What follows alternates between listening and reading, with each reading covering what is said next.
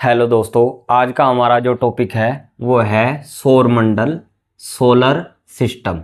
आज हम पढ़ाने वाले हैं सोलर सिस्टम यानी कि सौरमंडल। सौरमंडल में कितने ग्रह होते हैं, सूर्य है, सूर्य में कितनी हाइड्रोजन होती है, कितनी हीलियम होती है, कितने प्रकार के ग्रह होते हैं और कौन कौन से ग्रह हैं और किस ग्रह को ग्रह की श्रेणी से हटा दिया गया है, और जो 8 ग्रह हैं वो भी आपको ट्रिक से याद करवाऊंगा।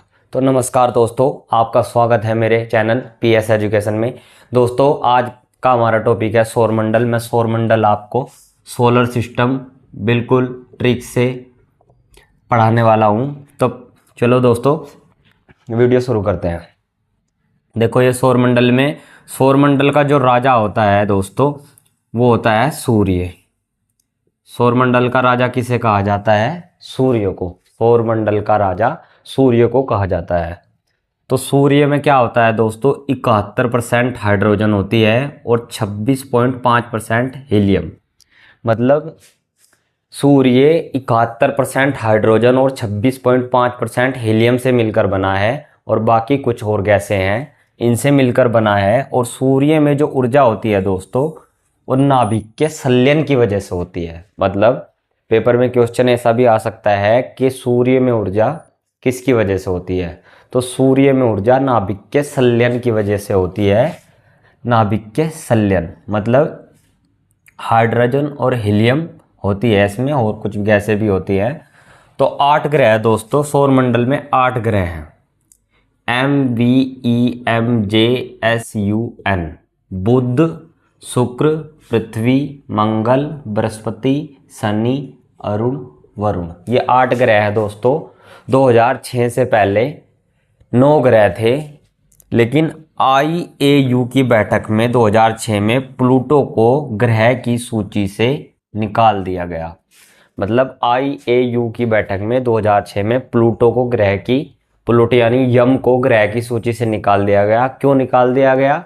क्योंकि उसकी कोई निश्चित अपनी कक्षा नहीं थी, इसीलिए वो अपनी कक्षा से दूसरे ग्रह की कक्षा को काटता था, जिस कारण IAU की बैठक में 2006 में प्लूटो को ग्रह से हटा दिया गया। और 2006 के बाद 6 में 9 से 8 ग्रह हो गए। कौन से? बुध, शुक्र, पृथ्वी, मंगल, बृहस्पति, शनि, अरुण, वरुण। ये 8 ग्रह हैं आपके। तो बुध है दोस्तों, इसे मरकरी भी कहा जाता है। तो ये सबसे छोटा ग्रह है। बुध कैसा ग्रह है? सबसे छोटा ग्रह। और शुक्र यानी कि विनस। तो शुक्र क्या है? शुक्र को चमकीला ग्रह भी कहा जाता है, भोर का तारा भी कहा जाता है, और सांझ का तारा भी कहा जाता है। शुक्र को चमकीला ग्रह भी कहा जाता है, भोर का तारा भी कहा जाता है, सांझ का तारा भी कहा जाता है। ठीक है दोस्तों। अब है हमारी पृथ्वी। तीसरे नंबर पर है हमारी पृथ्वी। पृथ्वी को नीला ग्रह कहा जाता है। और पृथ्वी 8 ग्रहों में पृथ्वी एक ऐसा ग्रह है जिस पर जीवन संभव है, वरना किसी भी ग्रह पर जीवन संभव नहीं है। तो दोस्तों, पृथ्वी है हमारा, इस पर जीवन संभव है, और पृथ्वी को नीला ग्रह कहा जाता है। अब मंगल यानी कि मार्स। तो मार्स को लाल ग्रह कहा जाता है। क्वेश्चन ऐसा भी बन जाता है कि लाल ग्रह किसे कहा जाता है? तो लाल ग्रह कहा जाता है मंगल को। ठीक है दोस्तों। अब आ गया बृहस्पति। तो बृहस्पति है सबसे बड़ा ग्रह। जितने भी 8 ग्रह हैं पृथ्वी को मिलाकर भी, उनमें सबसे बड़ा ग्रह बृहस्पति है। कौन है? बृहस्पति सबसे बड़ा ग्रह है।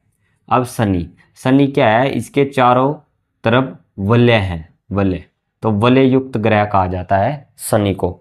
अब अरुण को कहते हैं लेटा हुआ ग्रह।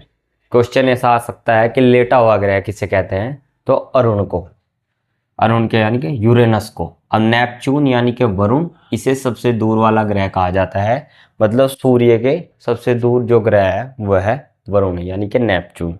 अब इन 8 ग्रह को हम ट्रिक से कैसे याद करेंगे कि ट्रिक से क्वेश्चन आए और आप आसानी से पहचान लो। तो यह है MVM जसन। क्या?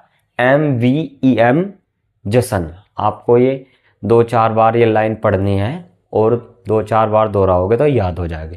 MVEM जसन। MVEM जसन। क्या? MVEM Jason.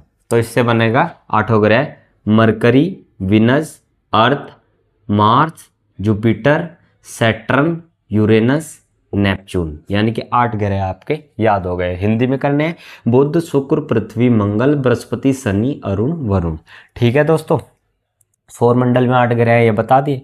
सौरमंडल का राजा सूर्य को कहा जाता है, सन को।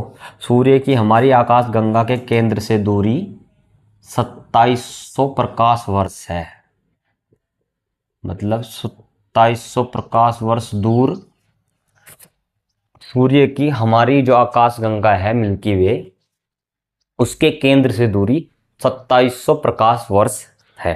ठीक है दोस्तों, अब यह शुक्र व अरुण क्लॉकवाइज घूमते हैं। देखो दोस्तों, 2 ग्रह हैं, 8 ग्रह हैं, 8 में से पहला बुध, दूसरा शुक्र, मतलब शुरू से दूसरा और लास्ट से दूसरा, अरुण वरुण, शुरू से दूसरा और लास्ट से दूसरा, ये दोनों ग्रह शुक्र व अरुण क्लॉकवाइज घूमते हैं, यानी कि पूर्व से पश्चिम की ओर घूमते हैं।